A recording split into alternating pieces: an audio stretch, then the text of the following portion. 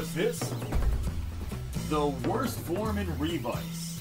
I've never skated before a day in my life! Sup, nerd? Alright, let's get this red! Y'all got any more of them stimulus checks?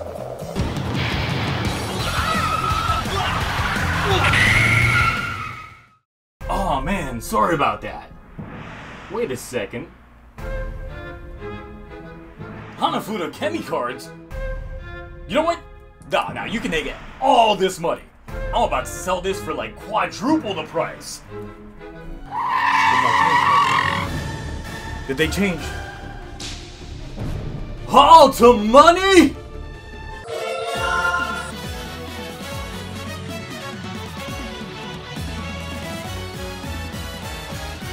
Gachard moves to episode 2 as the pacing starts to normalize after last week's debut, and we finally get a bit more time to digest what this show just has to offer. So here we go with this week's Kamen Rider Gachard.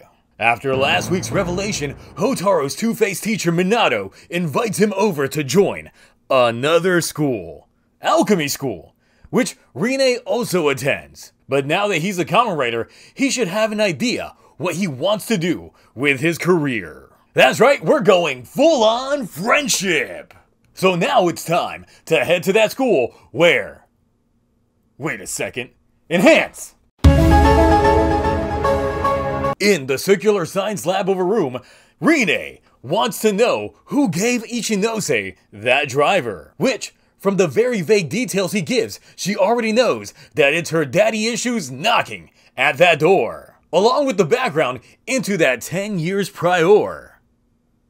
Her dad stole all the Kemi cards and was branded a traitor. But in the process of daddy flashbacks, we see him read to her a story about the Akatsuki alchemist, who saved the world from monsters using his own. Now back to Ichinose getting schooled, because to be accepted into the academy, he's gotta pass some tests. In this case, it's changing Kemi's weight distribution, because Odoripa kinda thick, and Kamantis needs a sandwich. And it's Hotaro's job to make them balanced. Cool, so y'all gonna give him that ring? No? Oh, then how do you expect them to... Okay, they chose the hard mode. So, back home, we have some mom time to talk about his own daddy issues. It's then that we find out that Hotaro is essentially a Pokemon protagonist. Mr. Mime is even in the scene. As even though he got this restaurant as a passion project, he left his wife and kid in the pursuit of his own adventure. Wow. But you know, this is Japan we're talking about and not America, where it'll take a DNA test to drag his ass back. We now join up with this week's Kemi of the Week, Skebo, who, even though is a skateboard, possesses one just to do tricks and shit. That is, until conveniently, a couple of thieves roll on up, just to reveal their license plate. But the guy's malice is just so rough that the Kemi is hopped up on Now back to Ichinose and his Weight Watchers goals. When Rin shows up to explain that since she's got that ring, she could do that task very easily. But Hotaro lacks the funds for such a thing, so we gotta go brain-powered on this one. But first, you know, we're wondering, what exactly is alchemy, Rin?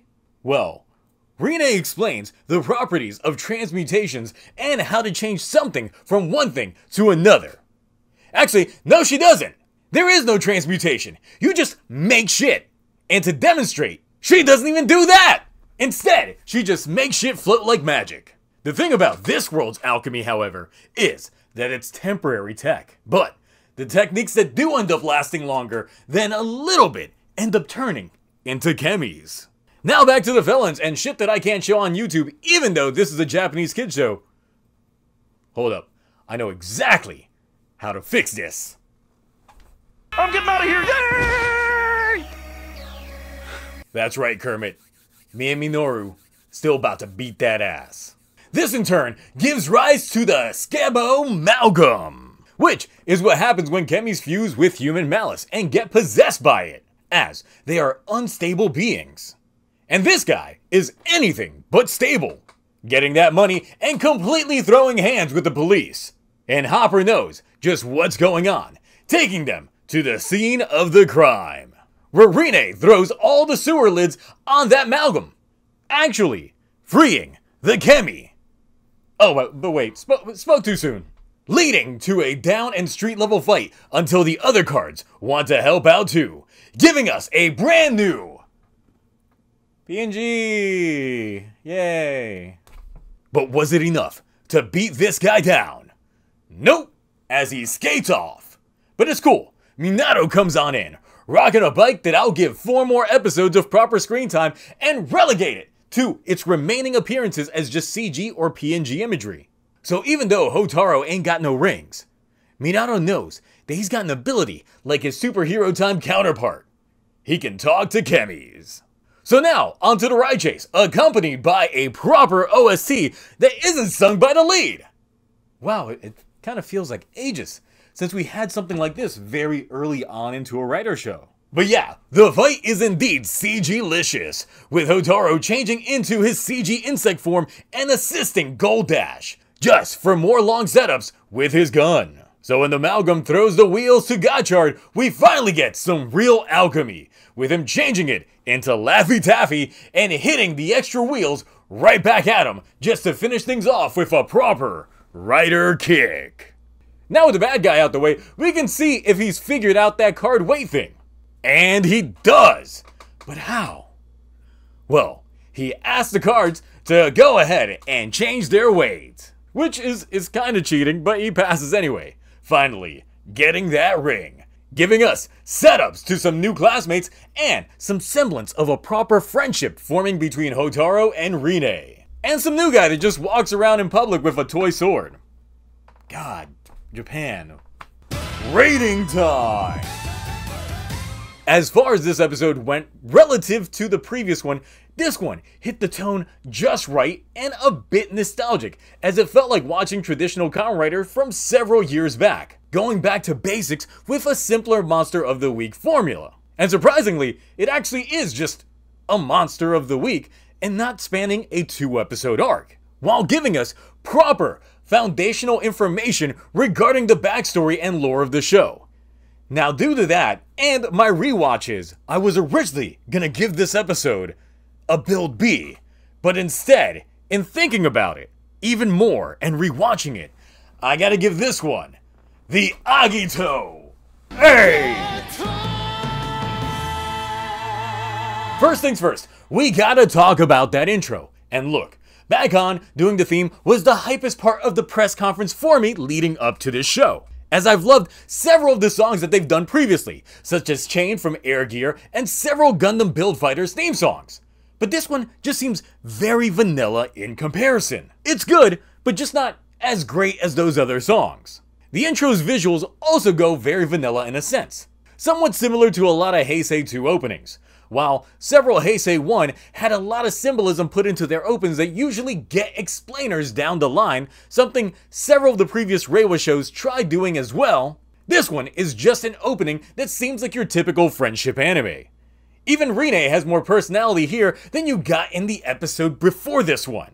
But you actually do start seeing that at the end of this episode, which is great because that means that the know-it-all stoic type was really just a one-and-done deal, as we start getting the proper foundations for her acting a little bit more animated and like a proper person. I did enjoy this episode much more than the first one. The scene with Hotaru talking to the Chemis in order to get their weight right did get a real laugh out of me on my first and second watch. The insert song that we actually got this episode, which was sung by Beverly and not sung by the lead, give me more of that, as that was a big staple of this franchise until they really wanted to make all of their actors into triple threats by showcasing off their acting, singing, and dancing.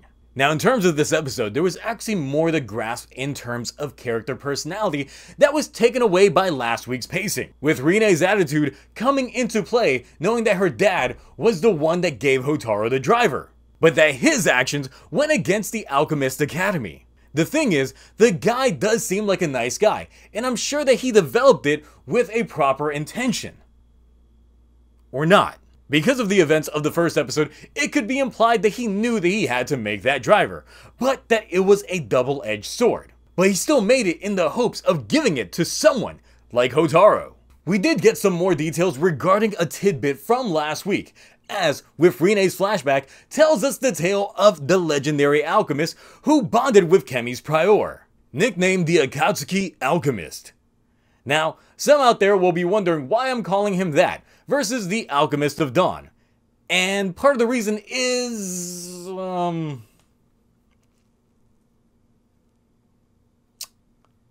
Agito. It's Agito. If you paid attention to some of the staff notes early on, they were calling this show Agito 2.0, due to Gotchard's shine and appearance when he appears. Similar to when Agito enters a scene. However, in Agito, there's a big mystery surrounding a ship called the Akatsuki Go. And having there be lore about an Akatsuki alchemist, I'm just like, I see what y'all doing there, and I'm a clutch at these references. Now all this, while at the same time getting to know a bit more on Hotaru's father, who left an unknown time before. But judging from the picture, and Hotaru being 17, makes me think that this was probably also 10 years ago. Meaning that he probably had a hand in developing the driver Rine's father made. Or at least maybe the one that gave him the blueprint for it, as I'm still of the belief that this guy is actually that Akatsuki alchemist. The alchemy school is another element introduced to us this week that gave us more to Minato's teaching style of, I'm gonna tell you what you need to do and you just gotta figure it out. Because how did he think that Hotaru was going to make it work without a ring? The belt? Maybe. It's not like he tried to take it away anyway. The thing is, the more that I see of Minato, the more I think that he may betray his student, or probably be the one who planted the false narrative regarding Rine's dad. Maybe it's just the dark outfit, maybe it's just how he carries himself, but he's got the obvious flags about him. The chemis and the amalgamations they make with the humans are the weakest in design choice, as they really just use the same lower half. Very similar to the monster of the week that we got in Zenkaidra as well as Danbros, so they just really feel lacking. But the fact that they are going through monster of the week formula makes sense since they actually do have a lot of cards to go through. So these monsters might either end up doubling up or even fusing themselves down the line. They'll probably use that as some way to show off strength capabilities and to also promote power-ups within Hotaru. Though we also see that the Chemi amalgamations aren't just restricted to the Dark Sisters in terms of manifestations,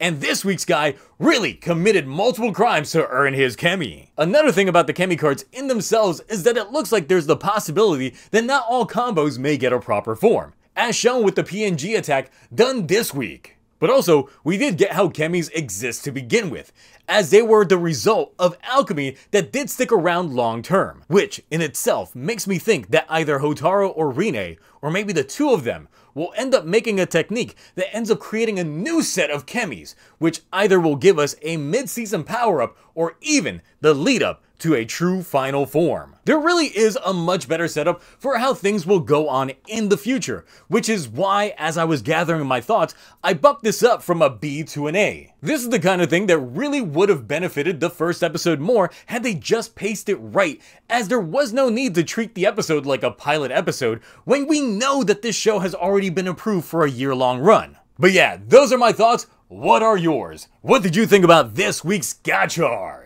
Do you prefer this week's flavor over last week's? How about the setups given here? Anyway, that's it for me. Until next time, bye.